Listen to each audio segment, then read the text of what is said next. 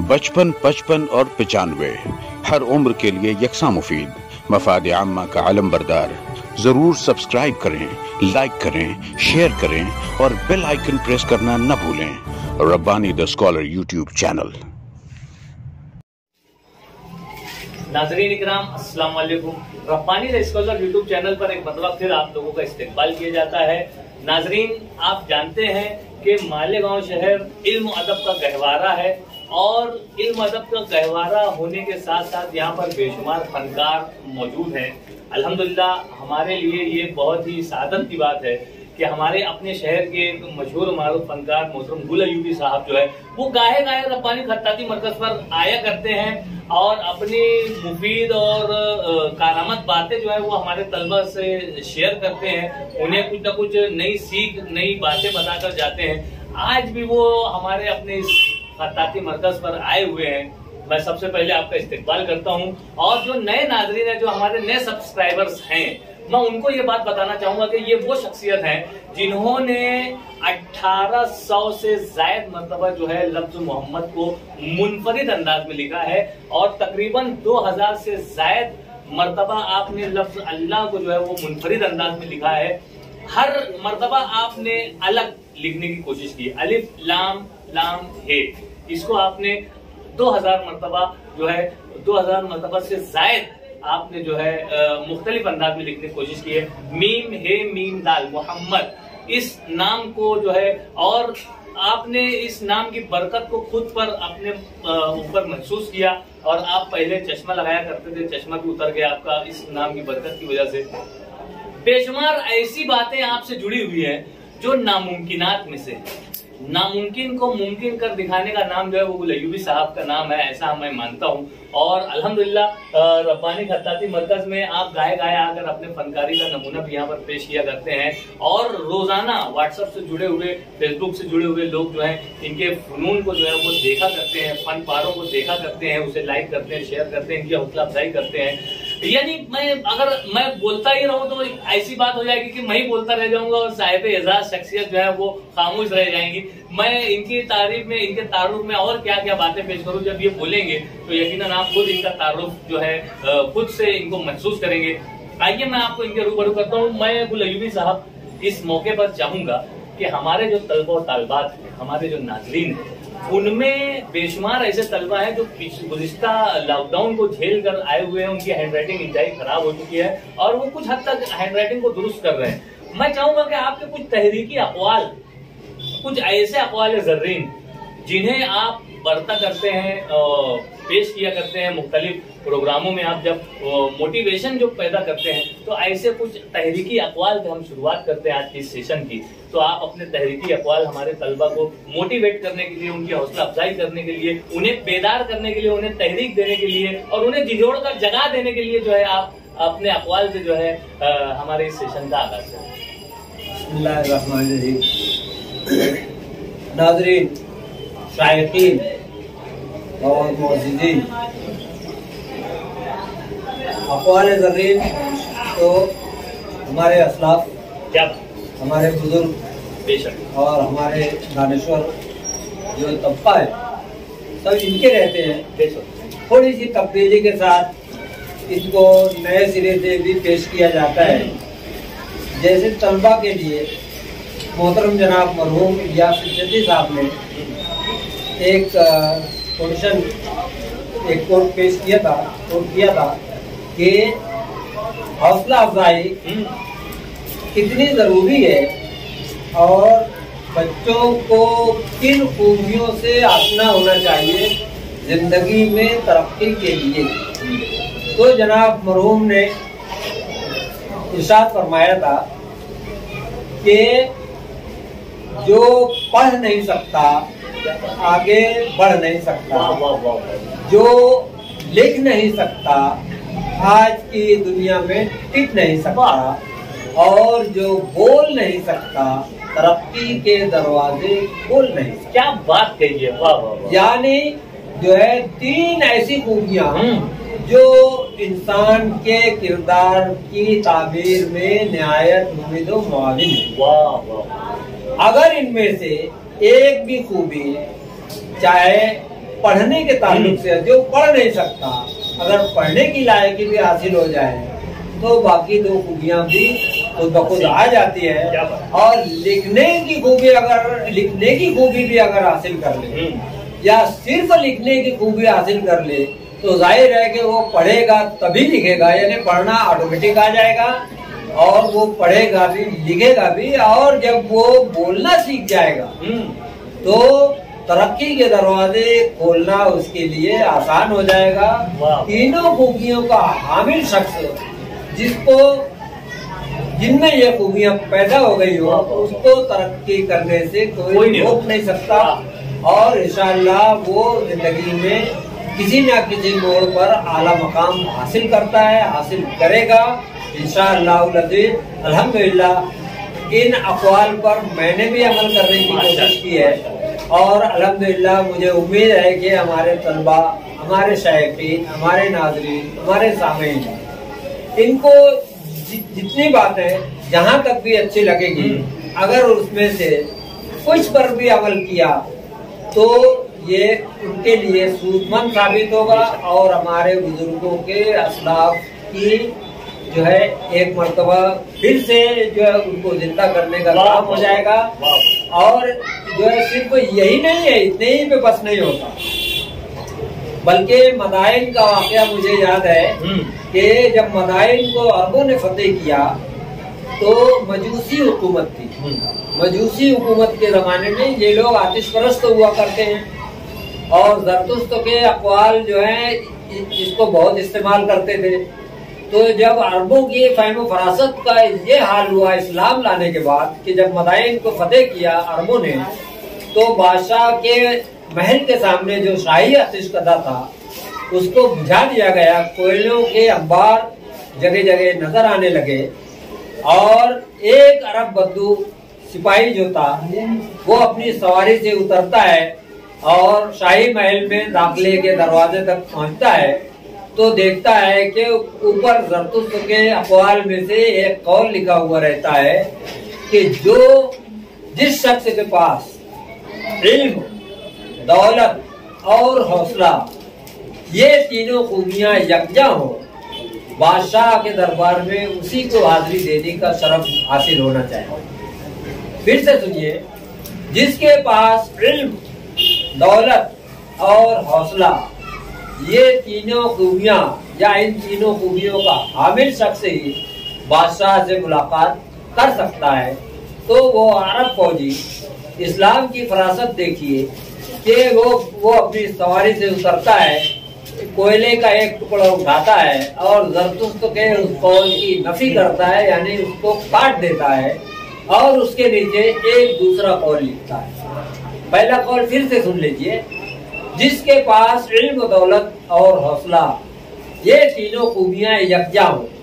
उसने लिखा कि जिसके पास इल्म, दौलत और हौसला इन तीनों में से एक भी खूबी हो उसको बादशाह से मिलने की कोई जरूरत नहीं। बादशाह उससे मिलने आएगा। अगर आप आलिम हैं तो उलमा के पास बादशाह खुद चल कर जाया करते। दौलत है तो आज खुद वो बादशाह है, आज खुद वो अमीर व कबीर है, आज खुद वो हाकिम कहला सकता है, कहलाता होगा। और जिसके पास ये दोनों खूबियां अगर ना भी हो लेकिन हौसला हो तो वो इल्म भी हासिल कर सकता है, दौलत भी हासिल कर सकता है। मालूम ये हुआ कि तीनों खूबियां अपनी जगह अहम है और इनमें से एक भी खूबी का हामिल अगर इंसान हो जाता है तो वो अपने लिए जो है पारस पत्थर ढूंढ लेता है, सोना बन जाता है और अपनी जात से लोगों को फायदा पहुंचाने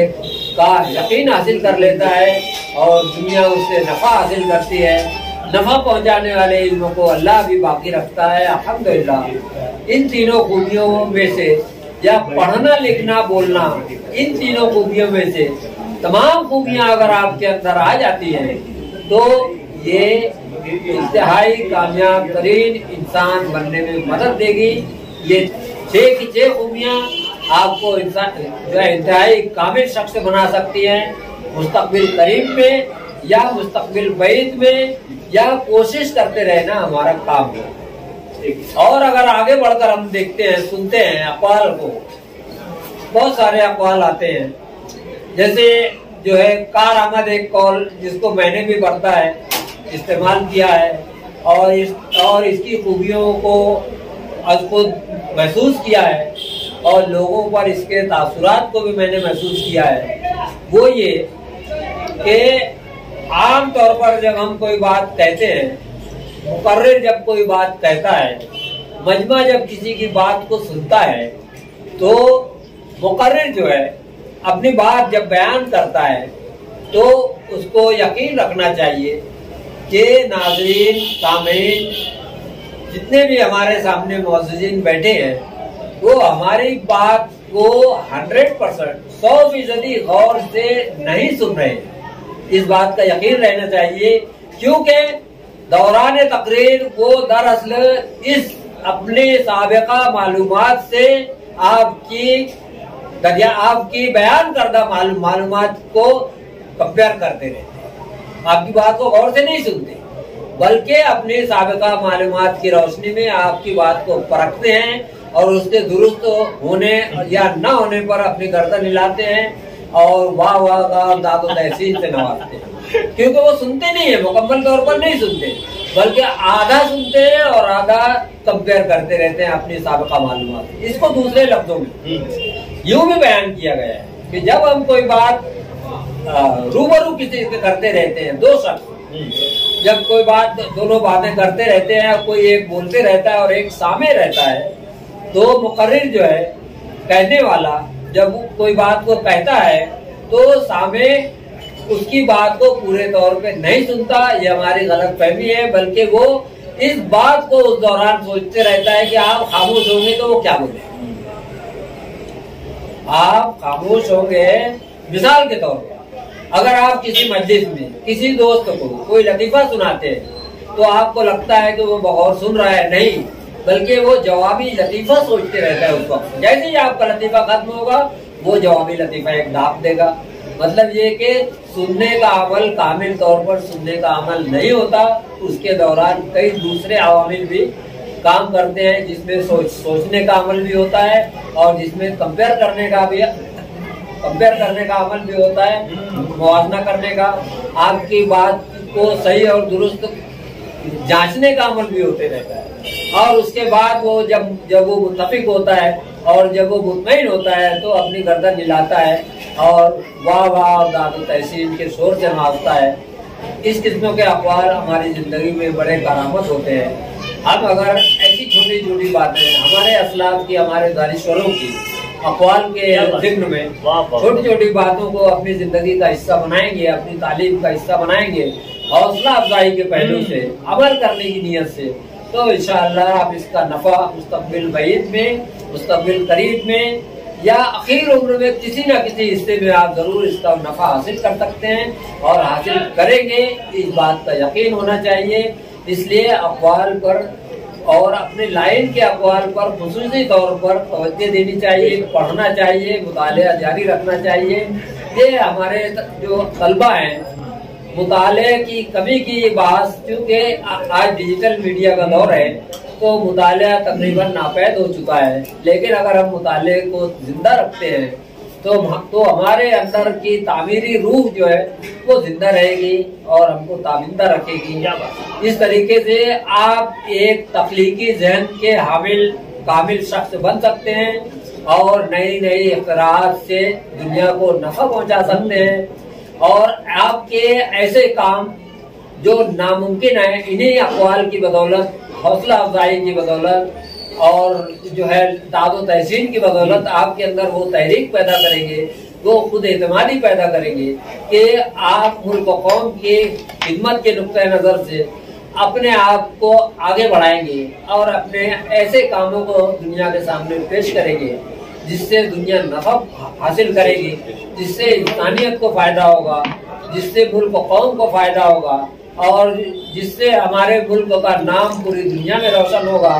क्योंकि हम जिस मुल्क में रहते हैं हमको उस मुल्क का भी ख्याल रखना है, अपने अमल से, अपने कौल से, अपने अफ़ाल से और अपनी तख्लीकी सलाहियत से कौम और मुल्क का भला करना, जो है ये अक़वाल के जरिए हम इस दौलत को हासिल कर सकते हैं। जैसे एक तरकीब के बारे में कुछ मुशाहिदे मेरे अपने भी है कि हम चाहते हैं कि जो है हमारे मुल्क में जो हमारे मुल्क की सड़कें हैं जो इंतहाई खस्ता भी होती हैं और अभी दुरुस्ती के बाद बहुत अच्छी भी है, उनमें कुछ मोड़, कुछ सर्कल और कुछ जाविये और कुछ अंग्रेजी के हुरूफ की शक्लों के जाविये ऐसे हैं जो खदशात यानी एक्सीडेंट के खदशात को वाज़े करते हैं, जिसके लिए हमको इंस्ट्रक्शन की जरूरत होती है, हिदायत जारी करने की जरूरत होती है कि भाई आप धीरे चलाइए।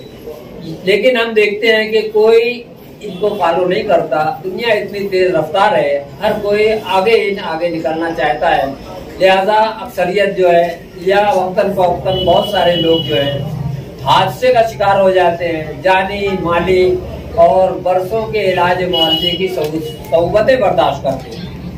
अगर मुशाहिदे की बुनियाद पर कोई ऐसा मुस्बित तरीका, महफूज तरीका दरियाफ्त किया जा सकता है जो हमारे क्रिएटिव माइंड तलबा और हमारे असातिज़ा और हमारे बुजुर्ग हज़रात, हमारे दानिश्वर तबका कोई ऐसा तरीका अगर पेश करता है कि हादसात में कमी आ जाए और हादसात लेस हो जाए, हादसात फ्री हो जाए, हमारा जो है एक्सीडेंट जोन जो है एक्सीडेंट फ्री हो जाए, इस पर अगर आप कोई काम करता है तो पूरी इंसानियत के लिए फायदे की बात होगी।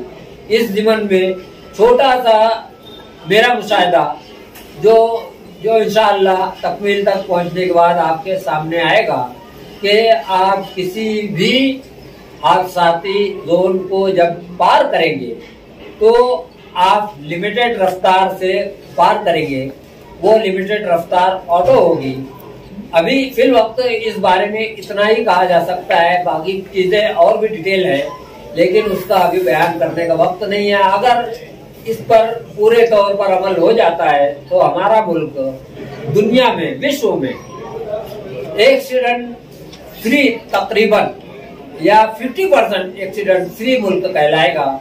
हमारे यहाँ खुसूसन हादसा जो है हमारा मुल्क अभी तरक्की पजीर है इस मामले में, लेकिन अगर जो है ऐसा कोई निज़ाम आ जाता है तो हमारा मुल्क हादसा फ्री हो जाएगा, एक्सीडेंट फ्री मुल्क कहलाएगा।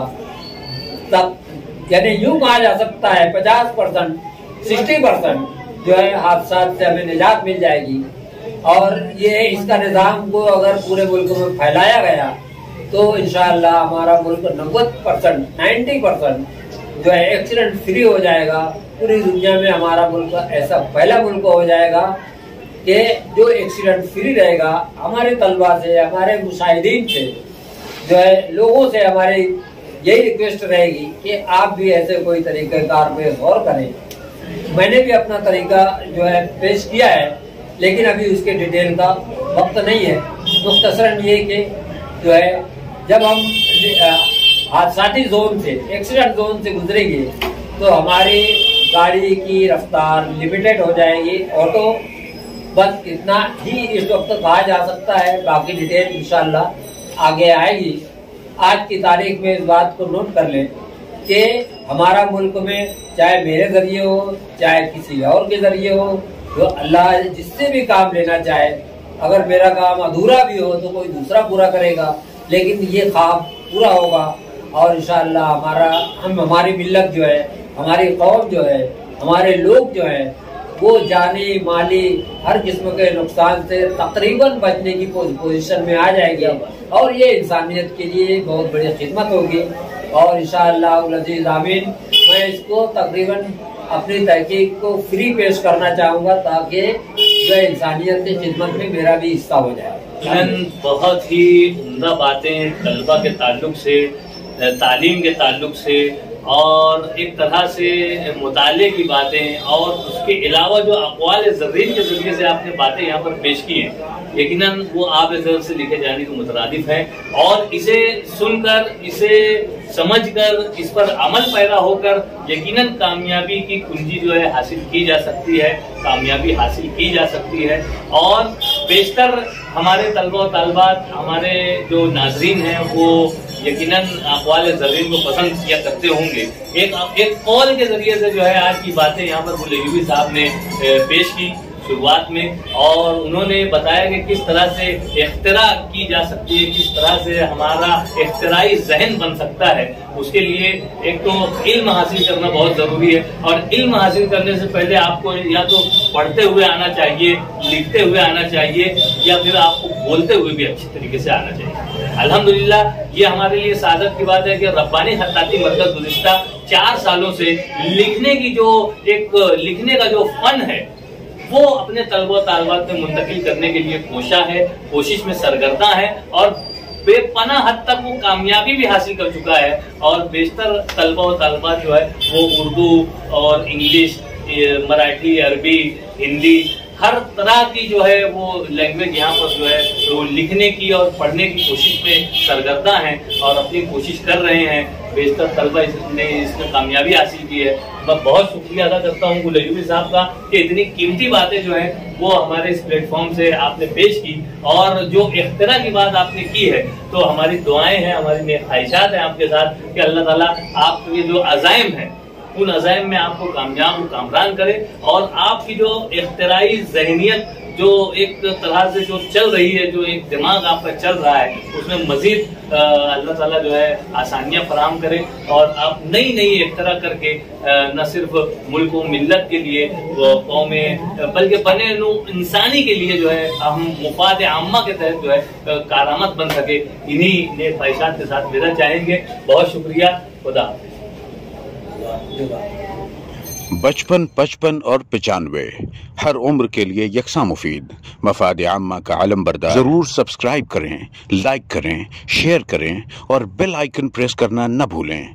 Rabbani the scholar YouTube channel. Rabbani the scholar YouTube channel इल्मी, अदबी, दीनी, मिल्ली, समाजी, सकाफती, तहजीबी, फलाही, तिब्बी, फ़न्नी, माशी, तिजारती, माशरती, इंतज़ामी, इनकलाबी, तहरीकी, तहकीकी, तकनीकी, तफ्तीशी, तामीरी, तालीमी व मालूमाती यूट्यूब चैनल। ज़रूर सब्सक्राइब करें, लाइक करें, शेयर करें और बेल आइकन प्रेस करें। Rabbani the scholar YouTube channel.